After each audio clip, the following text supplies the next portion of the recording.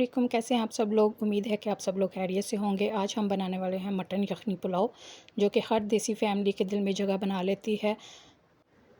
जो कि मटन, चावल और मसाले परफेक्ट बैलेंस में डाल के बनाई जाएगी। तो चलिए स्टार्ट करते हैं रेसिपी।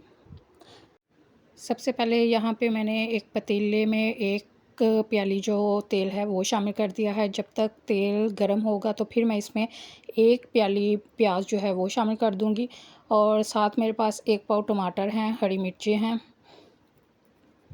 तो जैसे ही हमारा प्याज जो है वो फ्राई होगा तो हम इसमें बाकी मसाले जो हैं वो शामिल करेंगे।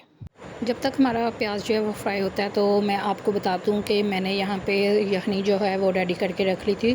तो यखनी बनाने के लिए आप लेंगे 1 किलो मटन, उसमें आप प्याज, लहसुन और अदरक और गरम मसाला वो शामिल करके तो आप इसको 20 से 30 मिनट लगवा लें सीटी, तो आपकी यखनी जो है वो रेडी हो जाएगी। उसके बाद यहाँ पे मैंने लिए हैं 1.5 किलो चावल है मेरे पास। इधर आप देख सकते हैं कि प्याज जो है वो फ्राई होना स्टार्ट हो चुका है। तो हमें ज़्यादा फ्राई नहीं करना, लाइट ब्राउन जो है बस उतना रखना है।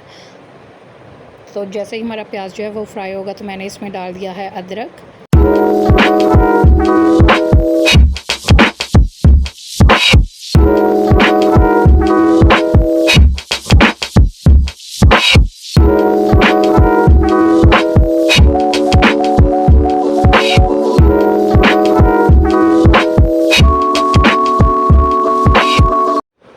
प्याज और अदरक जो है वो फ्राई हो चुका है। तो अब मैं इसमें डालने लगी हूँ जो मेरे पास मसाले हैं वो।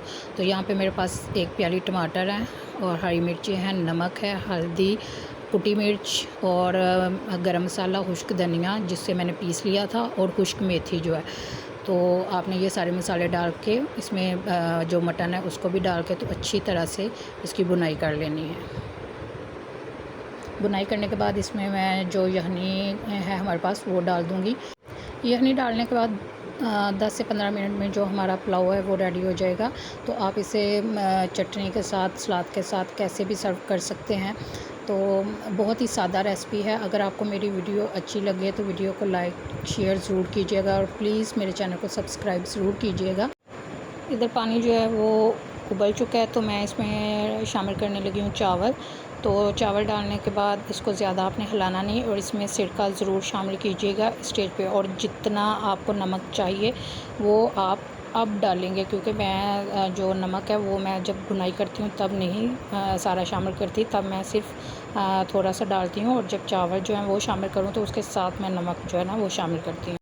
बहुत ही सिंपल और आसान रेसिपी है जो कि कोई भी बना सकता है। तो आप इसको बना कर ट्राई करके मुझे ज़रूर बताइएगा कि आपको मेरी रेसिपी कैसी लगी है।